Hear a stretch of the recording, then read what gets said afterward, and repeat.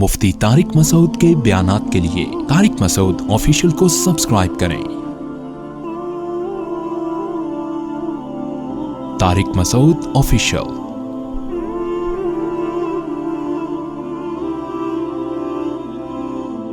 قل اعوذ برب الناس ملک الناس الہ الناس۔ اب دیکھیں پچھلی سورت میں اللہ نے ایک قسم اٹھائی تھی، قل اعوذ برب الفلق، صرف ایک واسطہ دیا کہ جو صبح کا رب ہے اس کی قسم اٹھائی، اور پناہ کتنی چیزوں سے مانگی گئی ہے؟ 3 چیزوں سے، من شر ما خلق ومن شر غاسق اذا، من شر ما خلق تو ایک عام ہو گیا نا، من شر غاسق اذا وقب رات سے، ومن شر النفاثات فی العقد جادو سے، ومن شر حاسد اذا حسد سے۔ تو ایک واسطہ دیا گیا کہ اللہ تو رب الفلق ہے، تو صبح کا رب ہے، 3 چیزوں سے تو ہمیں بچا لے۔ سورہ ناس میں 3 واسطے دیے گئے ہیں، قل اعوذ برب الناس، اے اللہ میں پناہ مانگتا ہوں تیری، جو کہ لوگوں کا رب ہے، ملک الناس لوگوں کا بادشاہ بھی ہے، الہ الناس لوگوں کا معبود بھی ہے۔ تو 3 واسطے اللہ کو دیے جا رہے ہیں، لیکن پناہ صرف ایک چیز سے مانگی جا رہی ہے۔ تو اس سے پتہ چلا یہ جو ایک چیز ہے یہ ان باقی تینوں پر بھاری ہے۔ آئی بات سمجھ میں؟ یعنی جو ایک چیز ہے نا، اللہ کی پناہ میں آنے کے لیے اللہ کو 3 واسطے دیے جا رہے ہیں، اور وہاں 3 چیزوں سے پناہ میں آنے کے لیے صرف ایک واسطہ دیا جا رہا ہے، اور وہ واسطہ بھی صرف صبح کا۔ تو صبح کا خالق ہے، رات کے شر کو ختم کر کے صبح لے آتا ہے، تو ان تینوں چیزوں کے شر کو بھی تو ختم کر دے۔ یہاں کیسے واسطہ دیا جا رہا ہے؟ اے اللہ تو رب الناس ہے، لوگوں کا پالنے والا ہے، اور ملک الناس تو ہمارا بادشاہ بھی ہے اور ہمارا معبود بھی ہے، تو تیری ذمہ داری ہے گویا کہ تو ہمیں اس شر سے بچا۔ 3 واسطے دے کر ایک چیز سے پناہ مانگی جا رہی ہے، وہ کیا ہے؟ من شر الوسواس، وسوسے ڈالنے والوں کے شر سے۔ یوسوس فی صدور الناس، جو لوگوں کے دلوں میں وسوسے ڈالتے ہیں، من الجنۃ والناس، جنات میں سے بھی ہوتے ہیں اور انسانوں میں سے بھی۔ پتہ یہ چلا کہ پچھلی 3 چیزوں پہ یہ جو ایک شر ہے نا وسوسے کا، یہ تینوں پر کیا ہے؟ بھاری ہے۔ تو جنات تو وسوسے ڈالتے ہیں تو شیطان کے ہوتے ہیں۔ شیطان کے وسوسے کیسے ہوتے ہیں؟ وہ آپ کو لمبی لمبی امیدیں دلائے گا، اور شیطان کے وسوسوں کو تو سب مانتے ہیں۔ شیطان یہ کرے گا، بھائی ابھی تو لمبی زندگی ہے اور بہت بڑی زندگی ہے، ابھی صدقہ آخر میں کر لینا، خیرات آخر میں کر لینا، ابھی تو عیاشی کی عمر ہے، ابھی تو توبہ میں بہت ٹائم ہے، ابھی تو لائف کو انجوائے کرو، ایسی چیزیں چاہ کے نا توبہ کو ڈیلے کرتا رہتا ہے اور مروا دیتا ہے انسان کو، ٹھیک ہے نا؟ یہ تو شیطان کے وسوسے ہیں۔ لوگوں کے وسوسے بھی اللہ فرماتے ہیں بہت خطرناک ہیں۔ لوگوں کے وسوسے کیا ہیں؟ جو آج کل چل رہے ہیں یوٹیوب پہ، فیس بک پہ، کہ جو بالکل گراؤنڈ ریئلٹی ہوتی ہے نا، یعنی چڑھتے سورج کی طرح ایک چیز ہم دیکھ رہے ہیں، اس کو مشکوک بنا دیں گے پروپیگنڈا کر کے۔ یعنی ایک آدمی نے دیکھا سورج نکلا ہوا ہے، اس کو یقین ہو گیا سورج ہے، میں اپنی آنکھوں سے دیکھ کر آیا ہوں، یوٹیوب پہ کلپ آ جائے گا، یہ جو سورج ہے نا، جو فلاں تاریخ کو جو کراچی میں طلوع ہوگا، یہ سورج نہیں ہے، ٹھیک ہے؟ یہ سورج نہیں ہے، پھر کیا ہے بھائی؟ یہ چاند ہے، اور یہ چاند ہے، اور یہ اس دفعہ چاند جو ہے نا مشرق سے نکلا ہے، یہ اصل میں دجال کا ہے۔ اتنا یعنی ایک یقینی چیز کو پروپیگنڈا کر کے یہ سازش ہے، یہ سورج نہیں ہے، وہ آدمی کو شک ہو جائے گا پتہ نہیں یہ سورج ہے یا نہیں۔ تو ان کے شر کی وجہ سے نا ہر یقینی چیز کیا بن جاتی ہے؟ مشکوک۔ لہذا انسان کوئی فیصلہ کر ہی نہیں پاتا کہ صحیح سمت ہے کیا اور غلط ہے کیا۔ یہ آج کل ہو رہا ہے۔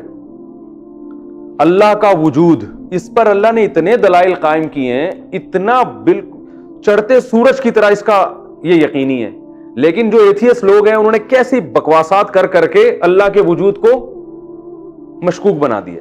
ابھی کل ایک صاحب مجھ سے ملے، کل کی بات ہے، پرسوں کی بھی نہیں، گاڑی میں ہم بیٹھے ہوئے جا رہے ہیں، وہ ٹیچر ہیں کسی اسکول کے، کہنے لگے یونیورسٹی میں پڑھاتے ہیں، کہہ رہے ہیں یار یونیورسٹی میں ایتھیزم بہت پھیل رہا ہے، اور ہمارے ایک ٹیچر ہے وہ بھی ایتھیسٹ ہیں، انہوں نے عجیب دلیل دی، میں تو چکرا گیا۔ میں نے کہا کیا دلیل دی؟ کہہ رہے انہوں نے دلیل یہ دی کہ دیکھو گاڑی میں بیٹھے ہوئے ہم جا رہے تھے، ایکسیلیٹر پہ جب پاؤں رکھو تو گاڑی چلتی ہے، روکو تو گاڑی رک جاتی ہے، تو یہ خدا کیا ہوتا ہے؟ ہر چیز اسباب سے ہو رہی ہے، سمجھ رہے ہیں بات کو؟ یہ خدا کیا ہوتا ہے؟ ہر چیز کس سے ہو رہی ہے؟ اسباب سے۔ بھائی اللہ تھوڑی چلا رہا ہے گاڑی، ادھر پاؤں رکھوں گا تو چلے گی، بریک لگاؤں گا تو رکے گی، تو اللہ کہاں ہے؟ سب کچھ ایسا ہی ہو رہا ہے۔ میں نے کہا یہی اتنی بڑی دلیل ہے خدا کے وجود کی، یہ جو دلیل دینا ہے ایکسیلیٹر، میں نے کیسے پتا چلا؟ گاڑی کمبخت جب تک کوئی چلانے والا ہو چلتی نہیں ہے، روکنے والا ہو رکتی نہیں ہے. تو یہ گاڑی پیدا خود سے کیسے ہو سکتی ہے؟ اور اس کائنات میں ایک اتنی سی گاڑی خود سے نہ رک سکتی ہے نہ چل سکتی ہے. یہ پوری کائنات بغیر کسی پیدا کرنے والے کے کیسے پیدا ہو گئی اور کیسے چلنا شروع کر دیا؟ اور سورج چاند کے گرد اور چاند سورج کے گرد، یہ سارا سسٹم کیسے وجود میں آ گیا؟ اور بیج میں جناب زمین پہ ڈالو تو تناور درخت نکل آتا ہے. بیج میں یہ سافٹ ویئر اتنے ٹیکنیکل قسم کے کیسے انسٹال ہو گئے بھائی خود بخود؟ اور پھر جناب وہ جب بیج نکلتا ہے اور درخت بنتا ہے، درخت میں سے ہر آم کے اندر وہی بیج دوبارہ ہوتا ہے اور ہر بیج میں دوبارہ درخت پیدا کرنے کی صلاحیت. تو میں نے کہا ان کمبختوں کو خدا کی کوئی پھٹکار پڑی ہے ان کے اوپر، ٹھیک ہے نا، کوئی گناہ ان سے ہوا ہے کہ بدیہی چیزیں ان کے سامنے کیا ہو گئی ہیں. تو جو چیز خدا کے وجود کی دلیل ہے اسی کو، جیسے ایک آدمی کہہ رہا ہے سورج نکلا ہوا ہے، دلیل کیا ہے؟ آؤ میں لا کے تمہیں دکھاتا ہوں. اب لا کے دکھا دیا، کہہ رہا ہے یہ چاند ہے نا. تو جو مشاہدہ سورج کے وجود کی دلیل ہے اسی مشاہدے کو آپ الٹی دلیل کے طور پہ لے کے جا رہے ہو. تو میں نے کہا یہی تو دلیل ہے کہ بھائی یہاں تو گاڑی پاؤں ایکسیلیٹر دبائے بغیر گاڑی نہیں چلتی ہے.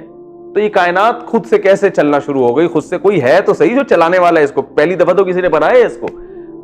تو ہر چیز میں ان لوگوں نے کیا ڈال دیا؟ کمبختوں نے شک ڈال دیا، اللہ کے وجود میں شک ڈال دیا، اسلام کو مشکوک بنا دیا.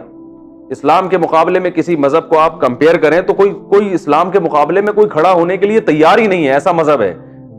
لیکن آپ دیکھو اسلام پہ اتنے اور بے فضول باتوں پہ وسوسے ڈالے ہوئے ہیں. امی عائشہ سے شادی کی 9 سال کی عمر میں، اتنی کم عمر لڑکی سے شادی کیوں کی؟ یہ تو ظلم ہے. بھائی جس پہ ظلم ہوا ہے وہ ماننے کے لیے تیار نہیں ہے، وہ ساری زندگی اس پہ فخر کرتی رہی ہے، ان کے لیے اس سے بہتر کوئی رشتہ تھا ہی نہیں. یہ مدعی سس گواہ چس والی بات ہو گئی نا.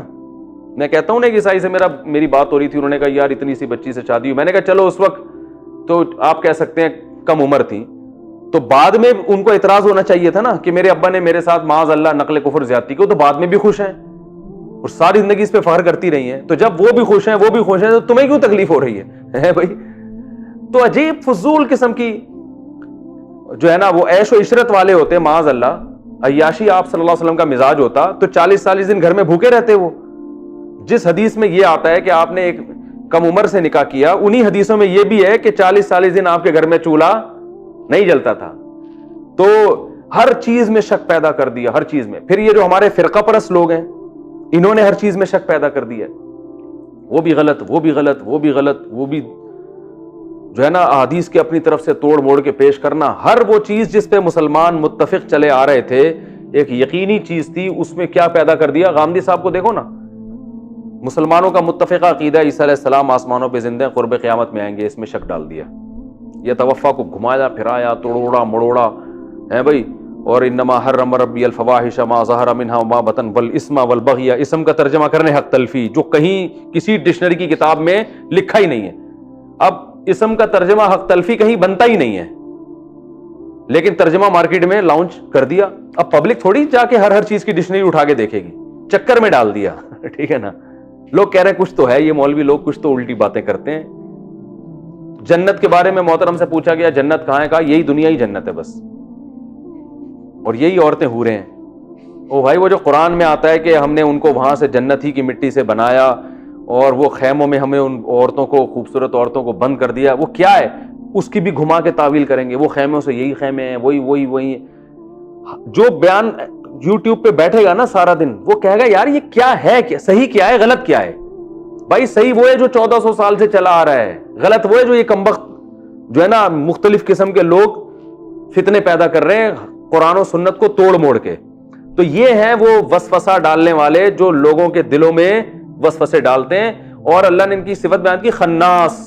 ان کا کام ہے جو ہے نا انگلی توڑ کے نکل جانا. خناس کا مطلب یہ جیسے وہ مشہور علمی کتابی ہے نا، انگلیاں توڑ توڑ کے فتنہ پھیلا دیا. اب ہم جب ان سے کہہ رہے ہیں سامنے بیٹھو ہم ان دلائل کا جواب دیں گے، پتلی گلی سے نکل لیے، کیونکہ جو چکر میں لوگوں کو ڈالنا تھا وہ ڈال دیا، فتنہ پھیلا دیا.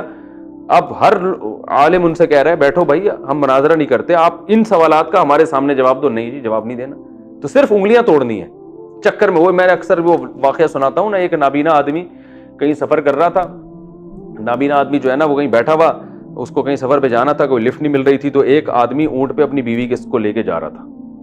تو اس نابینا نے کہا کہ اس کے ساتھ جو بھی قائد تھا اس نے کہا یار اس کو بھی بٹھا لو، بیچارہ نابینا ہے. اس نے کہا چلو ٹھیک ہے. اپنی بیوی کو اس آدمی نے پیچھے کیا خود بیگم کے آگے بیٹھا اور نابینا کو اپنے آگے بٹھا لیا کہ چل بھائی تو آگے بیٹھ, تجھے اتار دیتے ہیں. اب دوسرے شہر جب داخل ہوئے تو اجنبی شہر تھا, تو نابینا نے شور مچایا کہ یہ میری بیوی ہے. یہ کون ہے؟ یہ عورت میری بیوی ہے. میں چونکہ نابینا تھا تو میری شادی اس سے ہوئی, تو اس کو جب آنکھوں والا بندہ مل گیا تو انہوں نے ابھی بیٹھے بیٹھے سیٹنگ کی اونٹ پہ. میں نے تو اس آدمی کو لفٹ دی تھی, اس نے کمبخت نے مجھے دھکا دے کے آگے کیا, خود میری بیوی کے ساتھ بیٹھ گیا اور جو ہے نا یہ میری بیوی ہے, شور مچا دیا. لوگ جمع ہو گئے, لوگوں نے پکڑ لیا سب کو. وہ تو اس کی بیوی, پہلے ڈاکومنٹیشن تو ہوتی نہیں تھی, وہ تو دوسرے نابینا کی بیوی پہ تو نے قبضہ کیا. اس نے کہا بھائی نہیں کیا, بیوی سے پوچھو. بیوی نے کہا نہیں, یہ نابینا سے میرا کوئی تعلق نہیں ہے, اور یہ جس کی آنکھیں نا یہی میرا شوہر ہے, یہ جھوٹ بول رہا ہے کمبخت. تو لوگوں نے اس نابینا سے کہا, نابینا نے کہا کمبخت. اب دیکھو وہی ہے نا ہر چیز میں, جب وہ بھی بیان دے رہی ہے یہ بھی دے رہا ہے, تو نہیں. نابینا نے کہا اصل مسئلہ یہ ہے کہ ان دونوں نے پہلے سے طے کر لیا تھا کہ جب الزام لگے گا تو عورت نے کہا کہ میں تمہارا ساتھ دوں گی, مجھے تو آنکھوں والا آدمی مل گیا اور اس شہر میں تو ہمیں کوئی پہچانتا بھی نہیں. تو اب لوگ کچھ آدھے ادھر کو ہو گئے, آدھے ادھر کو ہو گئے. آدھے کہہ رہے یار یہ نابینا جھوٹ نہیں بول سکتا, اور آدھے کہہ رہے ہیں کہ نہیں یہ تو. نابینا ادھر بیٹھا ہوا کہہ رہا ہے بیوی ملے نہ ملے چکر میں تو ڈال دیا نا, مل گئی تو فری پھوکڑ میں, نہیں ملی تو پہلے کون سا اپنی تھی. تو یہ جو فرقہ پرست لوگ ہیں نا, علماء سے بدگمان, قرآن سے بدگمان, منکرین حدیث, بخاری میں نکالیں گے عیب, دیکھو بخاری میں یہ لکھا ہوا ہے, یہ لکھا ہے, تو بخاری صحیح نہیں ہے. تو پھر بخاری جب صحیح نہیں ہے تو پھر کون سی کتاب صحیح ہے؟ کہہ رہے ہیں ضرورت ہی نہیں ہے, صرف قرآن پڑھو. تو میں نے ان سے کہا قرآن میں تو آتا ہے کہ وَيُعَلِّمُهُمُ الْكِتَابَ, اللہ فرماتے ہیں کہ نبی تمہیں قرآن سکھائیں گے, تو نبی کا سکھایا ہوا کہاں گیا؟ تب یہ بخاری مسلم صحیح نہیں تو نبی نے کہاں سکھایا؟ وہ کیسٹ کی شکل میں ہے یا وہ کوئی اور ریٹن تحریر ہے, وہ کہاں ہے؟ یا آپ کے پاس کہیں اور ہے تو بتاؤ. کہہ رہے نہیں. تو میں نے کہا اس کا مطلب ہے تم صرف انگلی توڑنے کے لیے آئے ہو تم لوگ, ٹھیک ہے نا, نہ تم قرآن کو مانتے ہو نہ تم حدیث کو. تو اگر جو قرآن کو مانتا ہے وہ تو حدیث کو لازمی مانے گا, کیونکہ اللہ فرما رہے لِتُبَيِّنَ لِلنَّاسِ, نبی کا کام ہے قرآن کو ڈیفائن کرنا, اور ڈیفائن جب بھی کیا جاتا ہے اپنے الفاظ میں کیا جاتا ہے, اسی چیز کو دہرایا تھوڑی جاتا ہے. تو نبی نے جو اپنے الفاظ میں قرآن کو ڈیفائن کیا وہ کہاں گیا؟ تو ہر چیز میں کیا پیدا کیا ہوا ہے؟ شک. تو آج یہی چل رہا ہے. تو اللہ نے اس لیے ہمیں حکم دیا من شر الوسواس الخناس. ہاں یہ ہوتے کیا ہیں؟ ان کے قرار نہیں ہوتا کبھی بھی, ہوتے خناس ہیں, ان میں قرار نہیں ہے, ایک جگہ پہ قائم کبھی نہیں رہتے, ان کے اصول ٹوٹتے رہتے ہیں, یو ٹرن لیتے رہتے ہیں, یہ یو ٹرن لیتے رہتے ہیں. آپ دیکھ لو جتنے فتنہ پرست ہیں نا, ایک کے حق میں ان کا اصول کچھ اور ہوگا, وہی چیز خرابی دوسرے میں ہوگی تو اس کے لیے اصول چینج ہو جائے گا. وہاں بڑے براڈ مائنڈڈ بنے ہوں گے, تو یہ گھومتے رہتے ہیں, ایک جگہ ٹکتے نہیں ہیں. یہ بس ان کا کام ہے وہ نابینا کی طرح چکر میں ڈالو اور پتلی گلی سے نکلو, ٹھیک ہے نا. تو اس لیے اللہ نے حکم دیا کہ اللہ سے پناہ مانگو, اے اللہ تو لوگوں کا بھی رب ہے, تو ہمارا بادشاہ بھی ہے, تو ہمارا معبود بھی ہے, تو ہم تو تیری پناہ میں آتے ہیں کہ وسوسہ ڈالنے والوں کے وسوسے سے تو ہمیں محفوظ رکھ. تو کسی بھی چیز میں, کورونا وائرس کا دیکھ لو نا, دبئی کی فلائٹیں بند ہو گئیں اور امریکہ میں فلائٹیں بند ہو گئیں, پاکستان میں ٹرینیں, پوری دنیا تباہی کی طرف جا رہی ہے. لیکن یوٹیوب پہ فیس بک پہ وسوسے ایسے ڈال دیے کہ یہ سب ڈرامہ ہے. اب ہم کسی کو سمجھاتے ہیں احتیاط کرو. آج میری ملاقات ہوئی, میں نے کہا احتیاط, کہہ رہا ہے سب بکواس ہے. مجھ سے گلے مل رہے تھے اثر کے بعد, ہمارے میرے شاگرد ہیں ایسے گلے. میں نے کہا بھائی تھوڑا سماجی فاصلہ رکھو.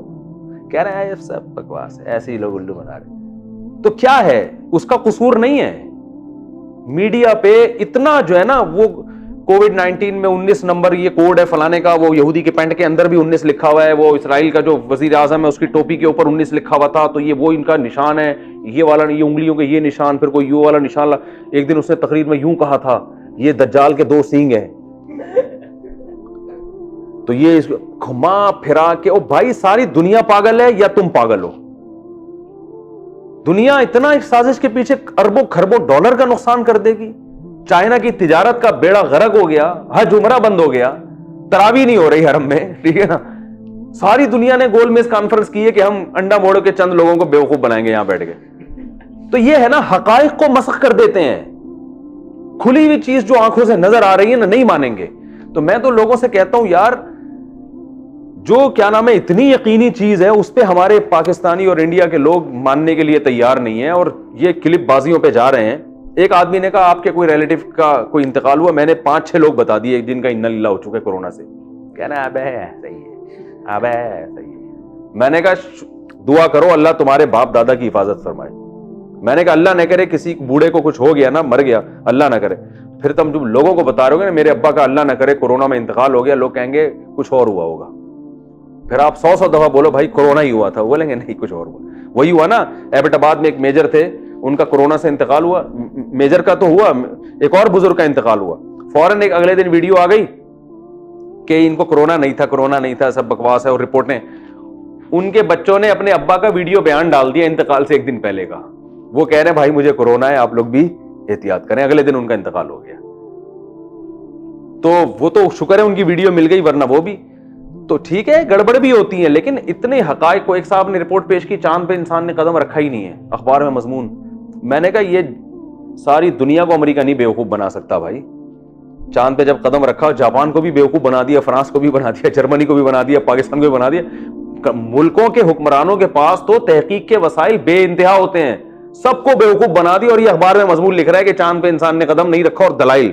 میں نے کہا ان دلائل سے میں نے کہا یہ جو ہے نا اس کا کاغذ کا جہاز بناؤ, ہوا میں اڑاؤ, بس یہ اخبار کا ساشا اس کام کے لیے بہت اچھا ہے. میں نے کہا مجھے پڑھانے کی بھی ضرورت نہیں. کہہ رہا آپ تحقیق کریں. میں نے کہا میں تحقیق کر کے کبھی بھی آپ کی بات نہیں مانوں گا. اتنے بڑی بڑی ساری دنیا مان رہی ہے کہ امریکہ کے سائنسدانوں نے چاند پہ قدم رکھا ہے, اور یہ نئی چیز, اور ہوتی ہے تحقیقات, وہ کچھ نہ کچھ ہوتا ہے. وہ کون دیکھے گا وہ کتابیں جا کے کہ اس میں ہے بھی کہ نہیں ہے. تو وہ ابھی ایک کلپ آیا واٹس ایپ پہ, 2 ڈاکٹر انگلش میں بات کر رہے ہیں, کسی نے کہا یہ ثابت کر دیا انہوں نے کہ یہ سب فراڈ ہو رہا ہے.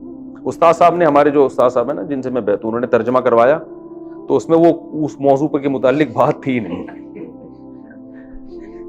کچھ پروپیگنڈا بھی ہوگا, لیکن یہ نہیں کہ سب کچھ ہے ہی نہیں دنیا میں, سب بے وقوف لوگ ہیں جو ہو رہا ہے. تو یہ ہے من شر الوسواس الخناس, کہ وسوسے ڈالنے والوں کے شر سے بھی اللہ پناہ مانگتا ہوں.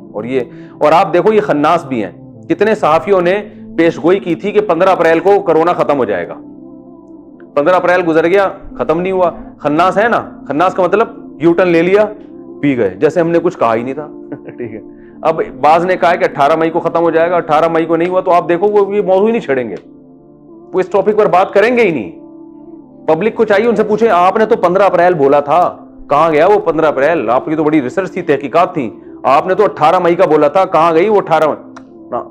تو یہ ہے انگلی توڑ کے ٹھیک ہے نا, شر پھیلاؤ اور پتلی گلی سے نکل جاؤ, یوٹیوب پہ ارننگ ہو جائے گی, میسج آ جائیں گے. تو سب پھینک رہے ہیں. میں تو بعض صحافیوں کو اتنا سنا کرتا تھا, اس کرونا نے ان صحافیوں کی حقیقت کھول دی ہے.